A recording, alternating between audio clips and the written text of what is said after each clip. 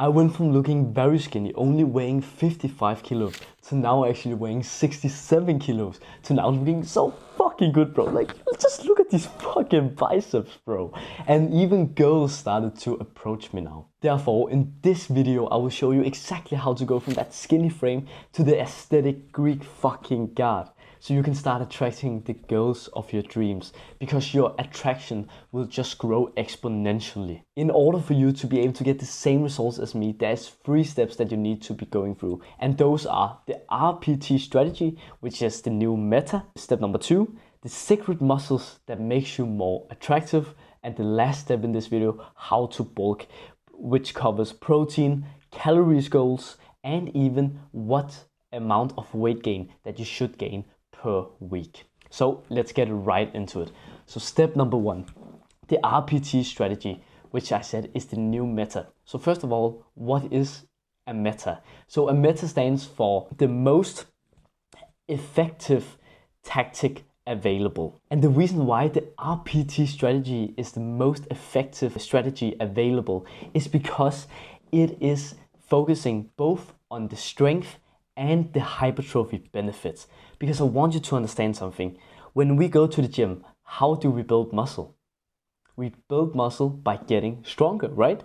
Taking more weight, or doing more repetitions, or doing a better stretch. Basically anything that takes more strength out of us. So instead of just doing the traditional bodybuilding style where you only do between 8 to 15 reps, we actually do lower amount of reps in our first set, in heavy compound movements. Because the thing is, there is a difference between doing compound lifts and isolation lifts. Because of course, if we do lateral raises, we cannot do fucking 4 to 6 reps in our first set. That wouldn't be possible. We wouldn't really grow that much from doing so. But if we do it for compound movements, where we can actually do these more heavy lifts for lower repetitions, we will actually see the benefits. So basically what the RPT strategy is that I want you to imagine a reverse pyramid. That's what it stands for, by the way. I don't know if I told you that. RPT stands for reverse pyramid training. So now imagine a pyramid. We reverse it so it's downwards, right? Then the upper layer is the biggest one. This means that it will be the one where we can do the most amount of weight. That means that we should utilize this and not just do 8 to 12 repetitions, but only do between 4 to 6 repetitions. And remember, this is only for the compound lifts. So when you do an incline pressing movement or overhead press, a squat, something similar.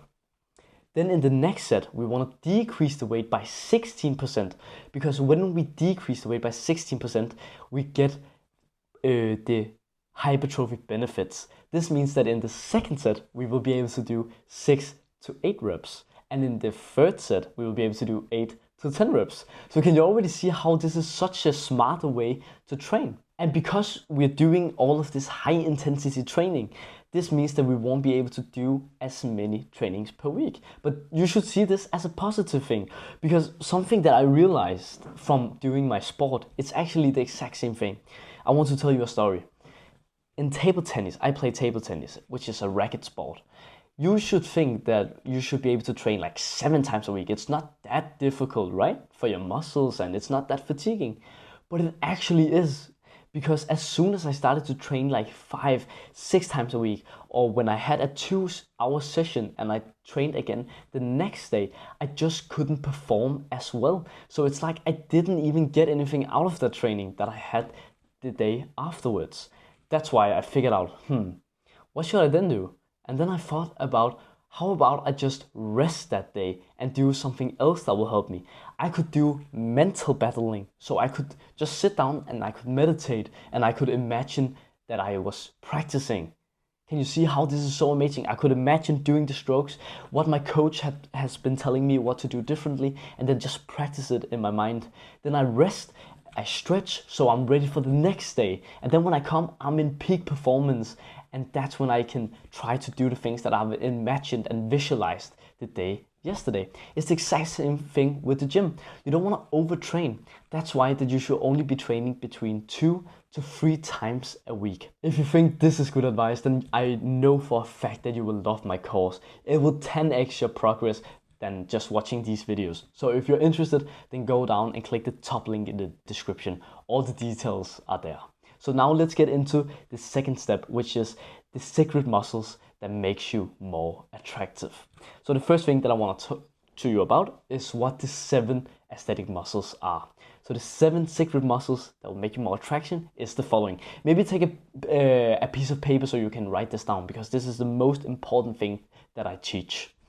It is your neck muscles. It's the first one. The second muscle is your upper traps. The third muscle is your upper chest. The fourth is your shoulders, especially or specifically the lateral delts, because that's the one that gives you the more wider look, which is the more attractive. I will talk more about it later. The fifth most aesthetic muscle is your lats. Then the sixth one is your biceps. And the seventh one is your abs. Because think about the Greek god statues. Haven't you seen those from like the Greeks? Imagine if they didn't have had the abs. They would just look completely wrong. Maybe I will get my editor to kind of show the difference. Like, I don't know if there's any pictures they can show that, if there's a fucking fat Greek guy statue out there, but you get my point, right? So now I want to talk to you about the physiological reason why these 7 muscles are the most attractive on a man. And first of all, it's because it gives the so-called V-taper. According to science, the V-taper is the most attractive physique to a woman. It's basically what they call the opposite of an hour-shaped glass. So for example, for us men, most of us men who are not retards is most attracted to that hour-shaped glass. This means big breast, thin waist, and then a thick ass.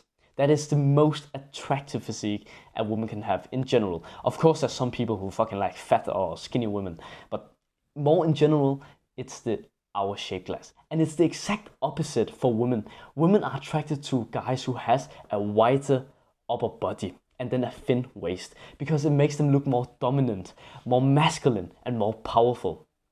If you want to see or research this more to see the science behind it, then you can search up OSF study on like the 7 most attractive muscles, or just attractive muscles on a man. I think that was what I researched about it. My editor can put up like the text from the study if you want to read it. And then the last thing that I want to talk to you about it is a good thumb rule is just that it needs to be 1.6 times wider than from your waist to shoulder ratio. So like if your waist, the measurement that you have on your waist, your shoulders or your back should be 1.6 times bigger than that. That's just a simple rule to not overtrain your lats. Some people overtrain them too much, and have you seen those guys who walk like this?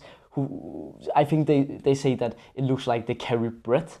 That is when it's become too much. That is not attractive. You want to still look like you are feeling relaxed in your body and not all tensed up. And before I go to the step number 3, I just quickly want to say that if you again find this advice valuable, then I will highly recommend you to subscribe to this channel, because I will absolutely guarantee you that I will make you into a fucking aesthetic Greek god, like just like I've done. Like, just look at these fucking pictures, bro. Look at this.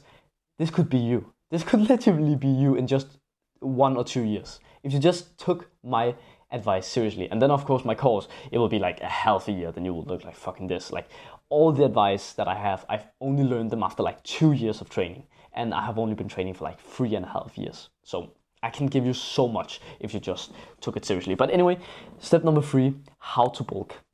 It will include the protein, as I said, calories goal, weight gain per week. Those are the things that I'm going to cover. So if we start with the calorie goals. So if you watch this, I assume that you are skinny. That's what I said in the start.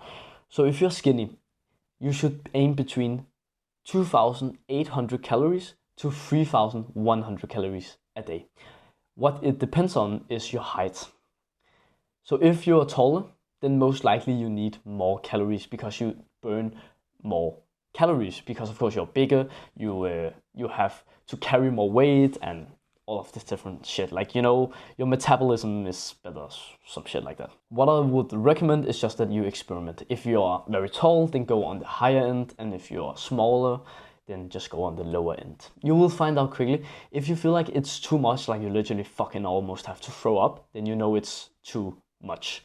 And if you feel like it's too comfortable, then it's probably too low. Anyway, a fun rule that I have for this is actually that you go on your weight every single day, like your weight scale.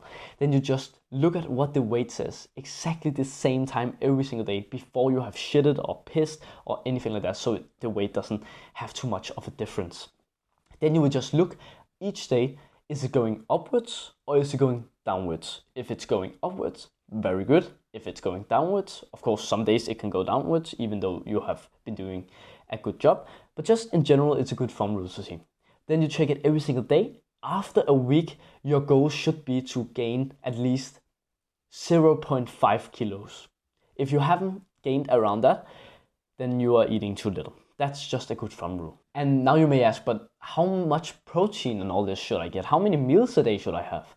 Good question. You should have 6 meals a day with at least 20 grams of protein in each meal. That is just the fun rule, because the way that we figure out how much protein that we need is that we take our weight and then we multiply it with at least 2. I would recommend by multiplying it with 2.6. Then you will get, like, for example, if you are like me and you weigh 67 kilos, then it will be around, what's that, like 140, 150 grams of protein per day. And that's not too much. I know that your parents, I know that your fat doctors have been telling you that it's too much, but it's not in reality. Like, you will literally feel fucking great when you eat more protein, because you will recover better, you will feel more healthy, and you'll feel more energetic. It's just better overall. Those were all the advice that I have for you in this video. If you really enjoyed this video, then I will highly recommend you to watch this one as well. Thanks for watching and have a wonderful day, bro. Mwah.